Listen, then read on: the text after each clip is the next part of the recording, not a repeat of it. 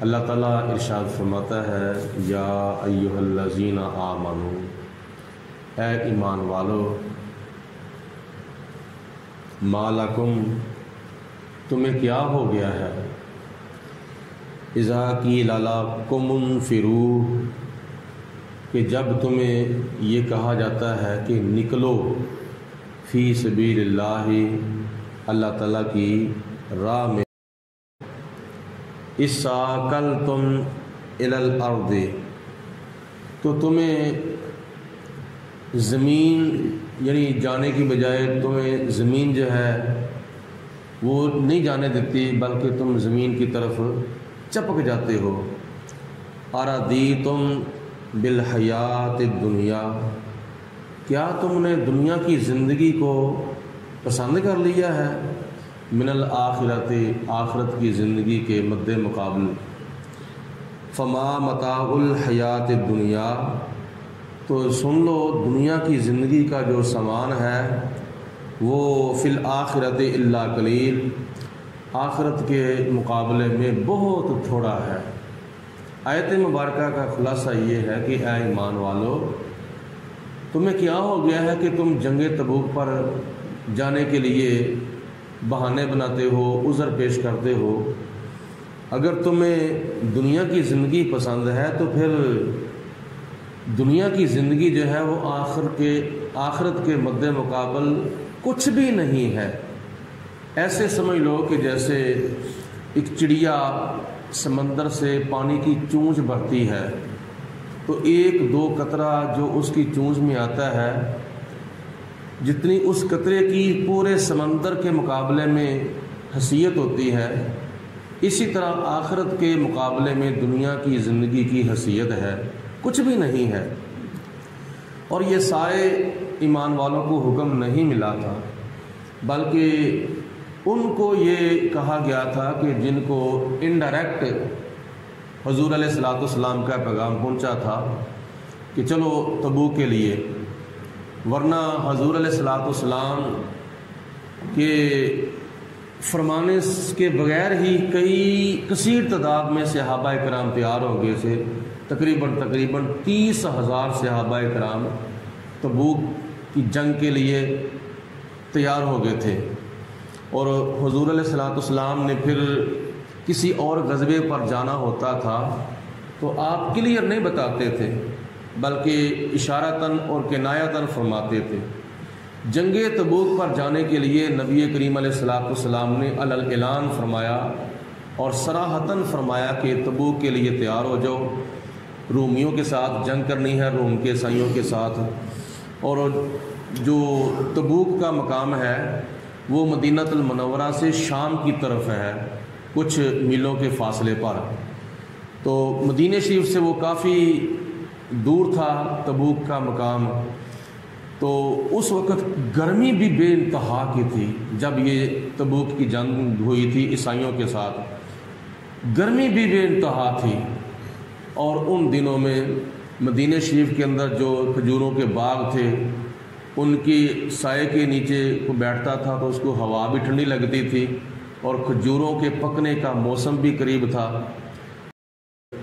ان میں چونکہ منافقین بھی تھے جو برائے نام کلمہ پڑھتے تھے، اور انہوں نے یہ عذر پیش کیا کیونکہ منافق جہاد سے بہت ڈرتا ہے، بہت کرنی کتراتا ہے۔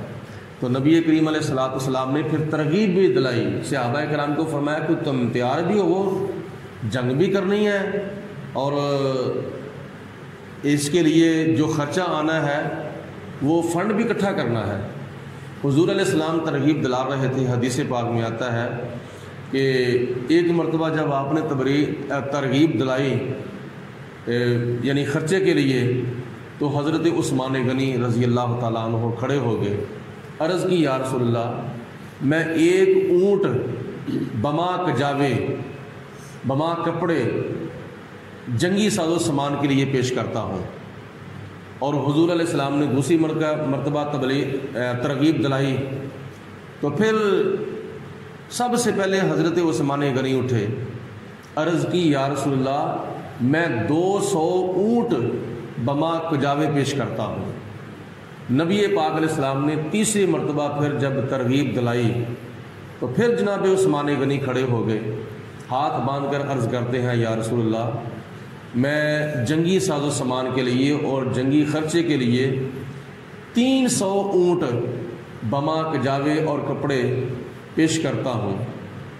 اور دوسرے کئی صحابہ کرام فرماتے ہیں کہ جب دینے کی باری آئی تھی تو جناب عثمان غنی نے کیا نام ہے 3، 2، 5 اور 600 اونٹ ہی نہیں دیا تھا، بلکہ جب دینے لگے تھے تو حضرت عثمان غنی نے 900 اونٹ بما کجاوے حضور علیہ السلام کی بارگاہ میں پیش کیے تھے، اور اس کے علاوہ تقریباً 200 گھوڑے حضرت عثمان غنی نے پیش کیے تھے، اور پھر تقریباً سینکڑوں کی تعداد میں ایسے مجاہدین تھے جن کو حضرت عثمان غنی نے جنگی ساز و سامان کیا نام ہے وہ پیش کیا تھا۔ اور اس کے علاوہ حضرت عبد الرحمن بن خباب، حضرت طلحہ بن عبید اللہ، اور اسی طرح کئی مالدار جو صحابہ تھے انہوں نے اپنا کیا نام ہے عطیہ جو تھا وہ پیش کیا۔ اور اسی موقع پر حضرت عمر فاروق رضی اللہ تعالی عنہ نے یہ خیال کیا کہ آج مجھے موقع ملا ہے، میں حضرت ابو بکر صدیق رضی اللہ تعالی عنہ سے آگے بڑھ جاؤں اللہ تعالیٰ کی راہ میں مال دینے کے لحاظ سے۔ حضرت عمر فاروق رضی اللہ تعالیٰ عنہ گھر گئے اور گھر کا جتنا سامان تھا وہ آدھا رکھا اور آدھا حضور کی بارگاہ میں پیش کر دیا۔ مطلب یہ ہے کہ اگر آٹا تھا تو آدھا آٹا گھر میں رکھ لیا، آدھا لے آئے، کھجوریں تھیں تو آدھی کھجوریں گھر میں رکھیں اور آدھے حضور کے بارگاہ میں لے آئیں۔ کوئی بھی گھر کے اندر چیز تھی تو اس کو ہاف آف کیا، آدھا کیا، آدھا گھر والوں کے لیے اور آدھا حضور کی بارگاہ میں سامان پیش کر دیا۔ تھوڑی دیر گزری تو جناب صدیق اکبر رضی اللہ تعالی عنہ بھی آ رہے ہیں جو کہ رفیق نبوت بھی ہیں اور شفیق امت بھی ہیں۔ تو جناب ابو بکر صدیق نے گھر کا سارا سامان حضور کی بارگاہ میں پیش کر دیا، حتیٰ کہ دیواروں کے اوپر ہاتھ پھیر کے یہ تلاش کر رہے تھے کہ کوئی سوئی بھی دیوار کے ساتھ تو نہیں لگی ہوئی، سوئی تک حضور کی بارگاہ میں لے آئے۔ تو جناب حبیب کبریا علیہ السلام نے فرمایا پیارے صدیق گھر والوں کے لیے کیا چھوڑ کے آئے ہو؟ تو عرض کی یا رسول اللہ میں گھر والوں کے لیے اللہ اور اللہ کا رسول چھوڑ آیا ہوں۔ تو جناب صدیق اکبر نے جب سارا مال حضور کی بارگاہ میں پیش کیا تو حضرت عثمان غنی نے دل کے اندر خیال کیا کہ میں نے بڑی کوشش کی ہے کہ میں نیکیوں میں حضرت ابو بکر صدیق کے آگے بڑھ جاؤں، لیکن میں نہیں بڑھ سکا۔ یہ جناب ابو بکر صدیق کی نیکی تھی جس کے بارے میں حضرت عمر فاروق نے فرمایا کہ میری ساری زندگی کی نیکیاں جو ہیں وہ حضرت ابو بکر صدیق کی ایک رات اور ایک دن کے برابر بھی نہیں ہے۔ وہ کون سی نیکی تھی جناب صدیق اکبر کی، اس کا بیان اگلی آیت مبارکہ میں آ رہا ہے۔ غار ثور کے اندر جب حضور علیہ الصلوۃ والسلام اور حضرت ابو بکر صدیق نے 3 دن 3 راتیں قیام کیا تھا، اس رات اور دن کے بارے میں آپ فرماتے ہیں کہ عمر کی ساری عمر جو ہے وہ صدیق اکبر کی ایک رات اور ایک دن کے برابر نہیں ہو سکتی۔ اللہ پاک کی ذات بابرکات نے جناب ابو بکر صدیق رضی اللہ تعالیٰ عنہ کو یہ مقام اور یہ درجہ عطا فرمایا تھا۔ آگے اللہ تعالیٰ ارشاد فرماتا ہے اللہ تنفروا یعذبکم، اگر تم اللہ کی راہ میں نہیں نکلو گے، جو بہانے بنا رہے تھے نا منافق قسم کے لوگ، اللہ نے ان کو فرمایا کہ اگر تم جہاد تبوک کے لیے اگر تم نہیں نکلو گے اپنے گھروں سے، یعذبکم، اللہ تعالیٰ تمہیں عذاب دے گا، عذاباً علیما، تو عذاب بھی وہ جو دردناک عذاب ہے، وَيَسْتَبْدِلْ قَوْمًا غَيْرَكُمْ، اور تمہاری جگہ پہ اور لوگوں کو اللہ تعالیٰ لے آئے گا، وَلَا تَضُرُّوهُ شَيْئًا، تو تم ان کو کوئی بھی نقصان نہیں پہنچا سکتے ہو۔ یعنی جو تبوک کے اوپر جانے کے لیے کیا نام ہے کنی کترا رہے تھے، اللہ تعالیٰ نے ان کو جھنجھوڑا ہے، ان کی تنبیہ فرمائی ہے کہ تم اگر نہیں نکلو گے تو اللہ تعالیٰ تمہیں عذاب دے گا۔ یعنی جہاد جب فرض ہوتا ہے تو جہاد پر نہ جانا یہ بہت بڑا گناہ ہے۔ تو اللہ پاک کی ذات نے 2-3 باتوں کی تنبیہ فرمائی ہے، واللہ علی کل شیء قدیر، اور اللہ تعالیٰ ہر چیز پر قادر ہے۔ الا تنصروہ، اگر تم میرے پیارے رسول علیہ السلام کی مدد نہیں کرو گے، یہ ہجرت کی رات کی طرف اشارہ ہے۔ یعنی نبی پاک علیہ السلام نے جب مکہ المکرمہ سے ہجرت فرمانا تھا تو اس وقت اللہ پاک نے ارشاد فرمایا کہ اگر تم میرے پیارے رسول علیہ السلام کی مدد نہیں کرو گے، فقد نصرہ اللہ، تو اللہ تعالیٰ تو اپنے محبوب کی مدد فرما چکا ہے۔ یعنی خدا تعالیٰ نے نبی پاک علیہ السلام کی امداد تو کر دی ہے۔ اذ اخرجہ الذین کفروا، جب کافروں نے نبی پاک علیہ السلام کو بے وطن کر دیا تھا۔ ثانی یسنین، تو اس وقت نبی پاک علیہ السلام جب غار میں تھے، اذ ہما فی الغار، جب غار ثور میں حضرت ابوبکر صدیق اور نبی پاک علیہ السلام موجود تھے، تو حضور علیہ السلام 2 میں سے دوسرے، ہما فی الغار، جب دونوں غار میں تھے، اذ یقول لصاحبہ، تو اس وقت نبی پاک علیہ السلام اپنے صاحب کو ارشاد فرما رہے تھے۔ یہ جس کی طرف اشارہ ہے وہ حضرت سیدنا صدیق اکبر رضی اللہ تعالی عنہ ہیں، کہ جب نبی پاک علیہ السلام نے ہجرت فرمانا تھا تو اس وقت اپنے کاشانہ نبوت سے نکل کر سیدھے حضرت ابوبکر صدیق کے دروازے پر نبی پاک علیہ السلام گئے اور جا کے دروازہ کھٹکھٹایا تو اسی وقت دروازہ کھل گیا۔ حالانکہ آج کل کسی کا دروازہ کھٹکھٹایا جائے تو پھر بندہ اٹھتا ہے، اگر لیٹا ہو تو اٹھتا ہے، بیٹھتا ہے تو پھر بھی اٹھتا ہے، پھر جوتے پہنتا ہے، پھر دروازے تک آتے آتے تقریباً 1 یا 2 منٹ لگ جاتے ہیں۔ لیکن جناب صدیق اکبر کا جب حضور علیہ السلام نے دروازہ کھٹکایا، ادھر سے دروازہ کھٹکایا، ساتھ ہی دروازہ کھل گیا، 1 سیکنڈ بھی نہیں گزرا۔ ایسے لگ رہا تھا جیسے حضرت صدیق اکبر دروازے پر کھڑے ہو کر نبی پاک علیہ السلام کا انتظار فرما رہے ہیں کہ کب حضور تشریف لائیں اور کب میں ان کے ساتھ ہجرت کروں اور نبی پاک علیہ السلام کے ساتھ جاؤں۔ تو راستے میں ایک معاملہ پیش آیا، رات کا ٹائم تھا، پتھریلی راستہ تھا۔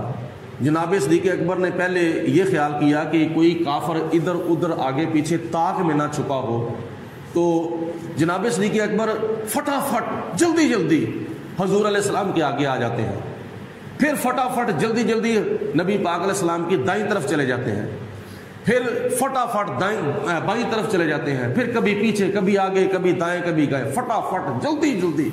تو نبی پاک نے فرمایا، پیارے صدیق یہ کیا کر رہے ہو؟ عرض کی یا رسول اللہ مجھے خدشہ ہے، مجھے خطرہ ہے کہ کوئی کافر ادھر ادھر تاک میں نہ بیٹھا ہو، یا کسی درخت کے پیچھے نہ چھپا ہو، یا کسی پتھر کے پیچھے نہ بیٹھا ہو تو وہ کہیں دھوکے سے آپ کے اوپر وار کر دے، تیر چلا دے۔ تو میں یہ چاہتا ہوں کہ جو کسی کافر کا وار، کسی کافر کا تیر آپ کی طرف آنا ہے وہ پہلے میری طرف آئے، پہلے مجھے لگے، میں اس لیے فٹافٹ کبھی آگے ہوتا ہوں، کبھی پیچھے کبھی دائیں کبھی بائیں۔ تو جب غار ثور میں پہنچ گئے تو وہاں جا کر نبی پاک علیہ السلام کو ابھی عرض کی، یا رسول اللہ آپ ادھر ٹھہریں، میں اندر جاتا ہوں، جا کر پہلے میں غار کو صاف کرتا ہوں۔ رات کا ٹائم تھا تو جناب صدیق اکبر نے جگہ جگہ پہ ہاتھ مار کے ٹٹول کے غار کو صاف کیا، کہیں کوئی بچھو، کہیں کوئی موذی چیز میرے پیارے آقا کو تکلیف نہ دے۔ نبی پاک علیہ السلام کو عرض کی، یا رسول اللہ میں نے اب غار صاف کر دی ہے، آپ اندر تشریف لے آئیں۔ تو جب حضور علیہ السلام اندر تشریف لے آئے تو جناب صدیق اکبر نے اپنی گود پیش کی، تھکاوٹ ہوئی تھی، عرض کی یا رسول اللہ میری گود میں اپنا سر رکھ کر آرام فرمائیں۔ نبی پاک علیہ السلام کا چہرہ ٹکٹکی لگا کر جناب صدیق اکبر دیکھ رہے ہیں۔ سارے سوراخ آپ نے اپنی چادر کے ساتھ یا اپنی قمیض کے ساتھ پھاڑ کر بند کر دیے تھے، لیکن ایک سوراخ باقی رہ گیا تھا، اس کے اوپر آپ نے اپنا پاؤں مبارک رکھا جناب صدیق اکبر نے۔ تو حضور علیہ السلام آرام فرما رہے ہیں، تو وہ سانپ آیا نبی پاک علیہ السلام کے دیدار کا مشتاق، اور آگے چونکہ ایڑی تھی تو اس نے خیال کیا کہ صدیق اکبر ایڑی آگے پیچھے کر لے، میں باہر نکلوں اور میں بھی حضور علیہ السلام کا دیدار کر لوں، میں بھی حضور کا چہرہ دیکھ لوں۔ لیکن جناب صدیق اکبر نے اپنا پاؤں آگے پیچھے نہیں کیا۔ اگر پاؤں ہلاتے تو ٹانگ ہل جانی تھی، اگر ٹانگ ہلاتے تو ران ہل جانی تھی، اگر ران ہلاتے تو حضور علیہ السلام کی نیند میں مداخلت آ جانی تھی۔ نبی پاک علیہ السلام کے ادب کے لیے، احترام کے لیے اور آپ کی نیند کے اندر مداخلت نہ کرنے کے لیے اپنا پاؤں نہیں ہٹایا۔ ڈنگ کھا لیا ہے سانپ سے مگر پاؤں نہیں ہلایا۔ اتنا زہر چڑھ گیا کہ وہ ڈنگ مارتا رہا۔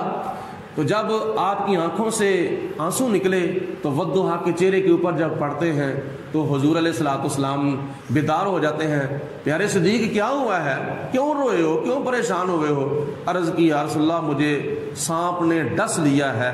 تو وہ ساری ٹانگ جو تھی وہ سوج چکی تھی۔ نبی پاک علیہ السلام نے کون سی ایڑی ہے؟